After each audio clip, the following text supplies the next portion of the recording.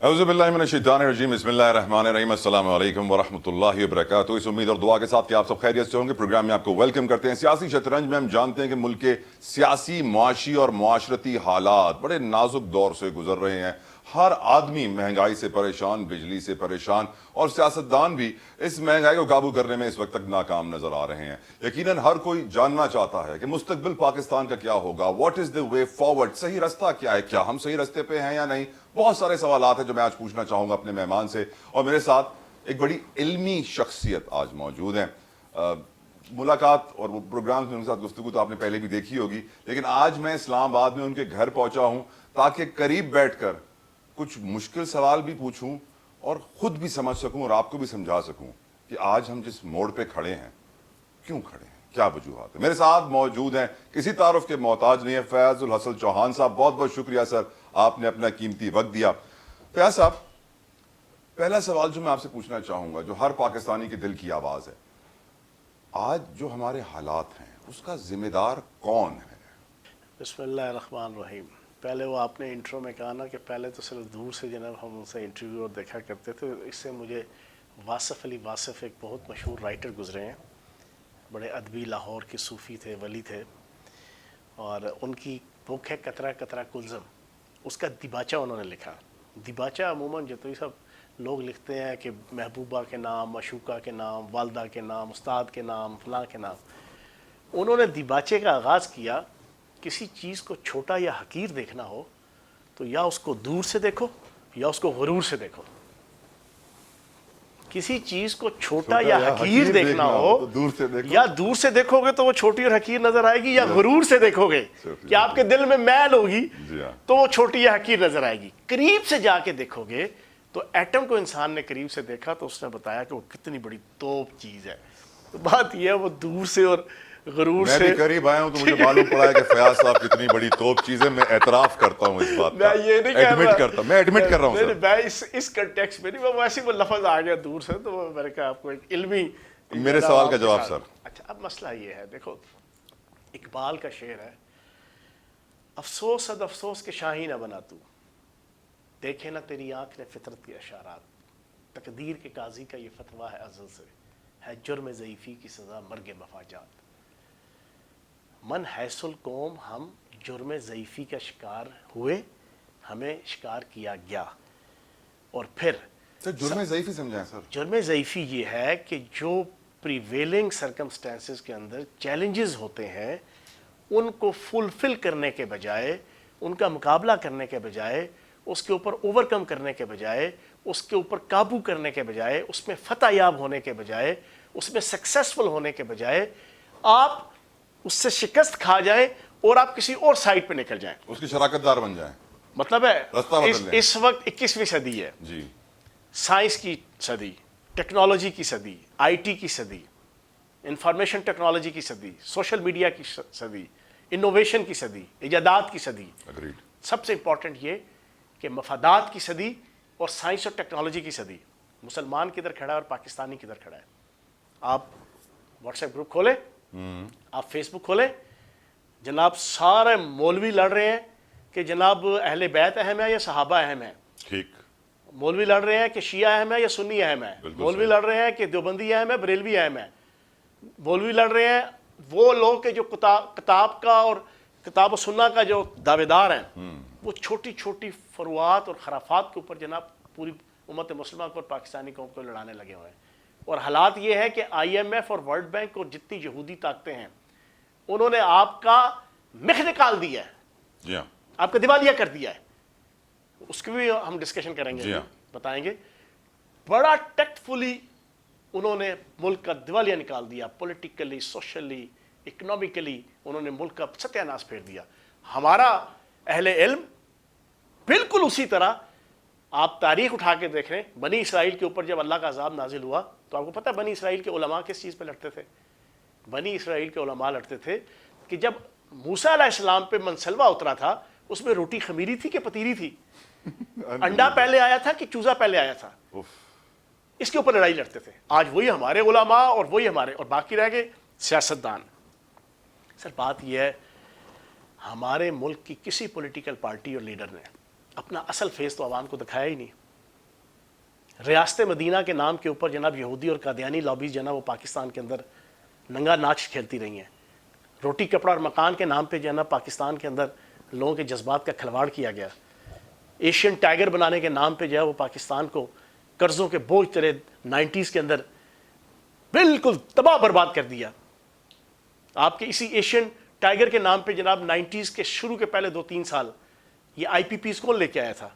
آج وہ پاکستان کے جہاں پہ 5 دریا ہیں، آج وہ پاکستان کے جس کا دریائے سندھ اور آپ کا جناب دریائے جہلم، دریائے چناب، اس کا پانی شروع ہونے سے لے کے اینڈ تک 95% ضائع ہو جاتا ہے. جی ہاں. آج تک کبھی اس کے اوپر کسی نے ڈیمز بنانے کی، کالا باغ ڈیم سے لے کے ہر قسم کے مختلف قسم کے جناب آپ کے ہائیڈرو پاور جناب پروجیکٹ لگانے کی کسی نے سوچا؟ کسی نے نہیں سوچا. یہاں پہ آئی پی پیز لے کر آئے. آئی پی پیز مجھے یاد ہے، میں اس وقت اسٹوڈنٹ لیڈر تھا.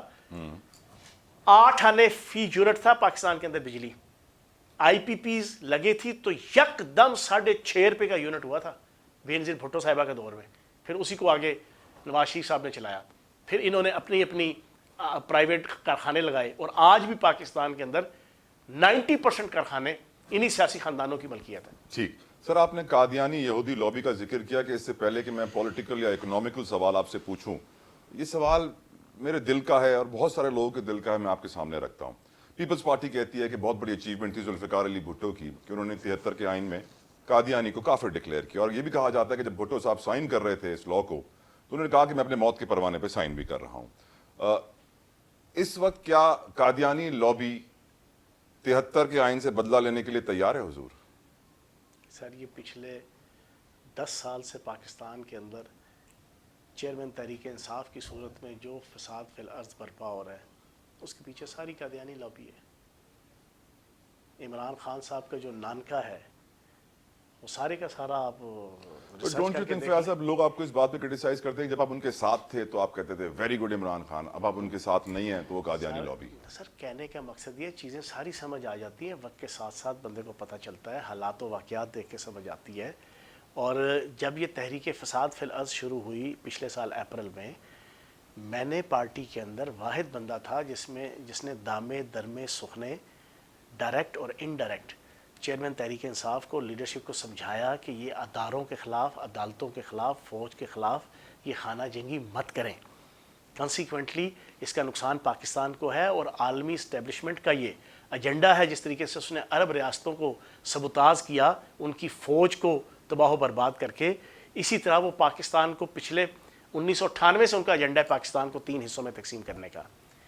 1997 میں سب سے پہلے ان کی ایک ریسرچ ادارے نے جناب یہ ایک نقشہ پیش کیا تھا، لانچ کیا تھا کہ جناب 2015 تک پاکستان اس نقشے پہ موجود نہیں ہوگا اس موجودہ نقشے کے مطابق. مجھے یاد ہے میں اس وقت ایک اخبار میں آرٹیکل لکھتا تھا اور اسی اخبار میں حسن نثار صاحب بھی لکھتے تھے، جاوید چوئی صاحب بھی لکھتے تھے اسی اخبار میں. اس وقت ارشاد حقانی صاحب سے لے کے ہر رائٹر نے اس پہ لکھا. کچھ نے کہا کہ کنسپائریسی تھیوری ہے، کچھ نے کہا یہ بالکل ٹھیک ہے. اسی پلان کو جناب رکھ کے پچھلے 30 سال اس ملک کے ساتھ کھلواڑ کیا گیا.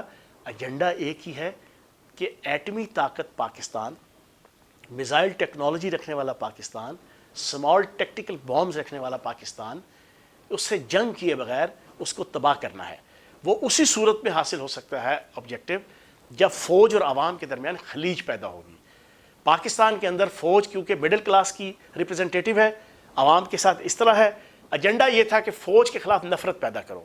اس کو حاصل کرنے کے لیے پچھلے 1.5 سال دنیا بھر میں یہودی اور قادیانی لابی نے اپنا بھرپور کردار ادا کیا، جس میں 80% سے ابو وہ کامیاب ہوئے. اور جو فل سپیڈ میں سر قانون سازی ہوئی تھی آخری دنوں میں، اس میں بھی کوئی چال چلی گئی تھی؟ یار دیکھیں 2017 کے اندر ختم نبوت کے قوانین، 9 قوانین جو ہے وہ جس چوری چھپے ایک پیکیج لایا گیا تھا الیکشن ایکٹ 2017 کا، اور اس کی چھتری تلے انڈر کور 9 قوانین چینج ہو رہے تھے. 9 قوانین وہ تو طاہر القادری صاحب بول پڑے، پھر اس کے بعد شیخ رشید صاحب نے اسمبلی میں کھڑے ہو کے بولا، پھر سارے بیک آؤٹ کر گئے.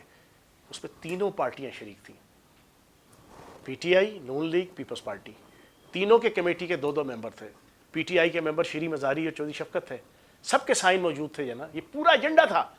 اس میں پورا پارٹی چیئرمین تحریک انصاف سے لے کے نون لیگ، پیپلز پارٹی کی لیڈرشپ. اللہ پاک نے ناکام کیا. الحمدللہ. اب بھی تازہ ترین میری رپورٹ یہ ہے کہ یہ جو 50-52 بل پاس ہوئے ان میں بھی ایک بل جناب ختم نبوت کے کچھ قوانین کو تبدیلی کرنے کا تھا جو قومی اسمبلی سے پاس ہو گیا تھا. وہ مجلس تحفظ ختم نبوت کے جن کی زندگی کا ایک ہی مشن ہے نظر رکھنا پورے پاکستان میں اس قسم کی, ان کو پتہ چلا, انہوں نے فوری طور پہ مولانا فضل الرحمان صاحب سے رابطہ کیا. مولانا فضل الرحمان صاحب کو انہوں نے شرم دلائی کہ آپ عالم دین ہیں, آپ ایک پوری مکتبہ فکر کو ریپرزینٹ کرتے ہیں, یہ کیا ہو رہا ہے پاکستان میں. ان کی بھی کوئی آنکھیں کھلی تو پھر سینٹ کے اندر جناب وہ بل پاس نہیں ہونے دیا گیا. تو سر یہ نقب تو لگتی ہے اس پاکستان کے اندر. اب عالمی طاقتیں چاہتی ہیں کہ پاکستان کے اندر جناب اس قسم کی فتنہ گری, فتنہ سازی, یہ چیزیں چلتی رہیں, لیکن اللہ پاک کی ذات بڑی ہے. اللہ پاک اپنے محبوب نبی پاک صلی اللہ علیہ وآلہ وسلم کی ناموس اور ان کی ختم نبوت اس کا پیرا جانوروں سے دلوا دیتی ہے. انسان تو بڑی دور کی بات ہے, بے شک وہ پیرا ہو جاتا ہے وہ کسی نہ کسی جگہ میں سے. چاہوں گا کہ اپنے لوگوں سے بھی کہوں کہ وہ دعا کریں کہ پاکستان ہمیشہ سلامت رہے, اسی طرح رہے, اور یقیناً حالات بڑے نازک ہیں. ایک بریک لیتے ہیں, بریک کے بعد کچھ سیاسی اور معاشی ماحول پر گفتگو ہوگی فیاض صاحب کے ساتھ. آپ قیمت جائے گا, دیکھتے رہیے سیاسی شطرنج.